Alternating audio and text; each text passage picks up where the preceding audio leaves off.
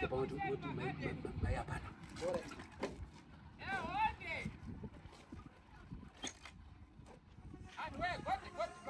Svika henyu.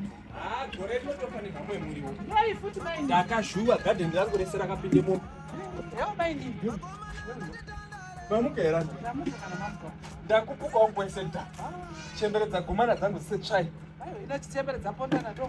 Akoma ino mai ari. Mama abuda. Oh. Abuda nguva iyi. Makuseni chai. Oh. Gore ratopera ndozoti ndinofana kubuda. Ina handitorina mari, ndinototi nditowedzere pamari yandinayo.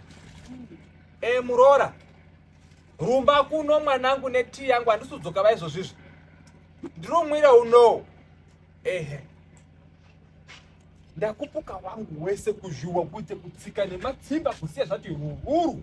Kusara zvigunde zvega zvega. Zvigunde. Boy. Tishikao. Yewo. Wakanodere mama. Usashupika pamuroora. Hondi. Ndinoimwire pano nhasi. Hondi ndakamira Michael. Hondi gore ratopera ndichitsvake munhu. Echenda kukumba chemanheru ndinoya kana zvikashupa ndinoya chirya kana zvaita. Asi kana zvisina kuita munoya nacho kuna. Ndinokuti pano pambepesi pasisa. Ndinorara pano. Zvakanaka ere gaidzokere kumba. Usashupika ba. Hai.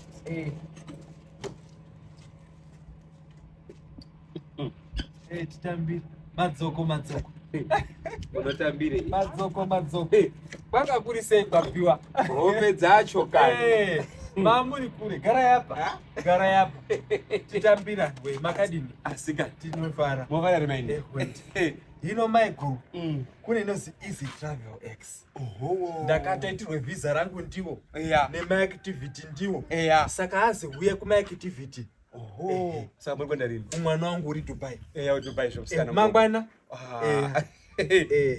Leo pandakatozoti makatoitisawo visa. Ikweyo mwana wakataura. Handi ndonozwa pamaredhiyo. Radio ipi?